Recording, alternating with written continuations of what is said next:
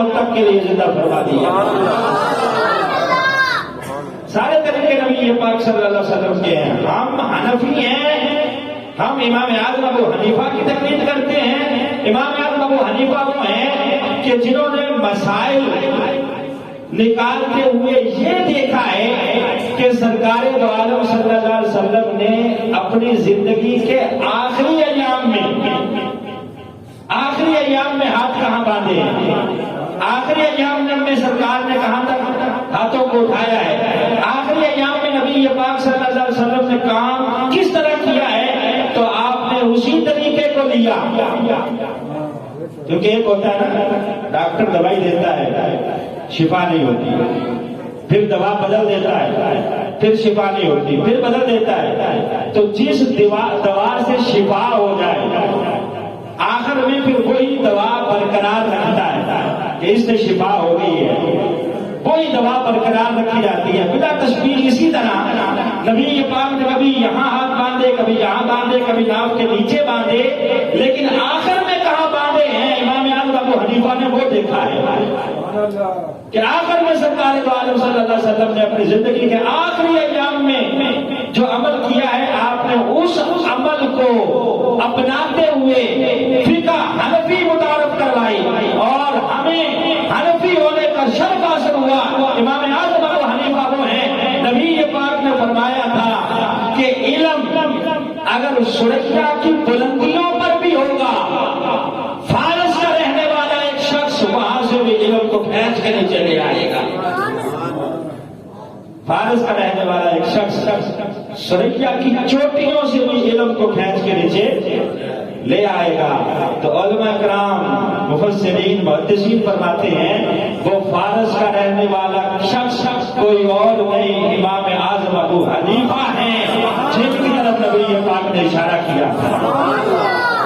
اللہ کا شکر ہے، اللہ نے ہمیں رسول دیا، رسول اعظم دیا، غوث دیا، غوث اعظم دیا، فاروق دیا، فاروق اعظم دیا، اللہ نے ہمیں امام بھی دیا ہے تو امام اعظم دیا۔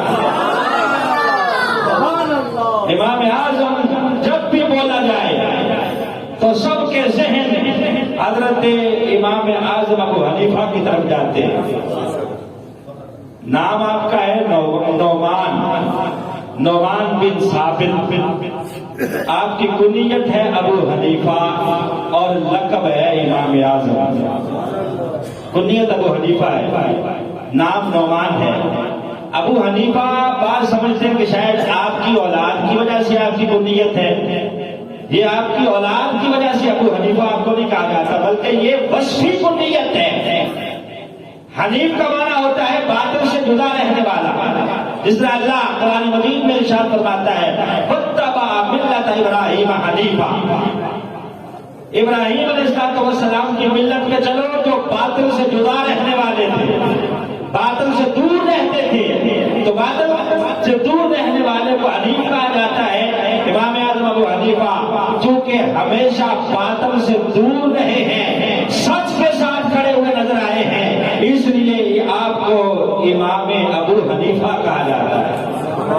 ابو حنیفہ اس لیے آپ کی کنیت پڑ گئی۔ نام نعمان ہے، نعمان کا معنی ہے خون شقائق، وہ خون شقائق جو جسم کے اندر دوڑتا ہے تو جان سلامت رہتی ہے۔ خون اگر دوڑنا بند ہو جائے تو بندہ مردہ ہو جاتا ہے۔ گویا جس طرح خون جسم کے اندر دوڑتا ہے جان سلامت ہے، اسی طرح امام اعظم ابو حنیفہ نے اسلام کے اندر وہ روح پھونکی ہے کہ آپ کی تدوین کی ہوئی فقہ حنفی کی وجہ سے اسلام چاروں عالم ہر طرف اسلام کے جھنڈے جو ہے وہ سریا کی بلندیوں پر لہرا رہے ہیں۔ اور گل لالا کو بھی نعمان کہا جاتا ہے، گل لالا، اسی لیے حضرت امام شافعی فرماتے تھے کہ نعمان کا تذکرہ بار بار کیا کرو، وہ ایک کستوری کی طرح ہے، ان کا ذکر ہوتا ہے تو خوشبو پھیل جاتی ہے، جس طرح گلاب کے پھول سے خوشبو پھیلتی ہے، اسی طرح حضرت امام شافعی فرماتے تھے کہ ان کے ذکر کے تکرار کی وجہ سے خوشبوئیں ہر طرف پھیل جاتی ہیں، اس لیے ان کا تذکرہ بار بار کیا کرو۔ سن 80 ہجری میں کوفہ میں پیدا ہوئے. کوفہ شہر وہ ہے جو حضرت فاروق اعظم رضی اللہ تعالی عنہ نے تعمیر کیا تھا. ابتدا میں حضرت عبداللہ بن مسعود وہاں تعینات ہوئے جنہوں نے وہاں اسلام کی تبلیغ اس طرح کی اور اس طرح انہوں نے وہاں لوگوں کو دین سکھایا کہ بڑے بڑے جلیت علماء کرام کوفہ کے اندر پیدا ہوئے. اور پھر 1500 سے زائد صحابہ کرام کا مسکن رہا ہے کوفہ. 70 بدری صحابہ کوفہ کی طرف ہجرت کر کے وہاں تشریف لے گئے تھے. یہی وجہ ہے کہ امام اعظم ابو حنیفہ تابعی ہیں. تابعی کسے کہتے ہیں؟ صحابی وہ ہوتا ہے جو ایمان کی حالت میں نبی پاک صلی اللہ علیہ وسلم کا دیدار کرے اور پھر ایمان کی حالت میں فوت ہو جائے اسے صحابی کہا جاتا ہے. تابعی کون ہے؟ تابعی وہ ہے جس نے ایمان کی حالت میں کسی صحابی کی زیارت کی ہو. جس نے ایمان کی حالت میں صحابی سے ملاقات کی ہو اسے تابعی کہا جاتا ہے. تو امام اعظم ابو حنیفہ 80 ہجری میں پیدا ہوئے. نبی پاک کے آخری صحابی حضرت ابو طفیل رضی اللہ تعالیٰ عنہ 110 ہجری میں ان کا وصال ہوا.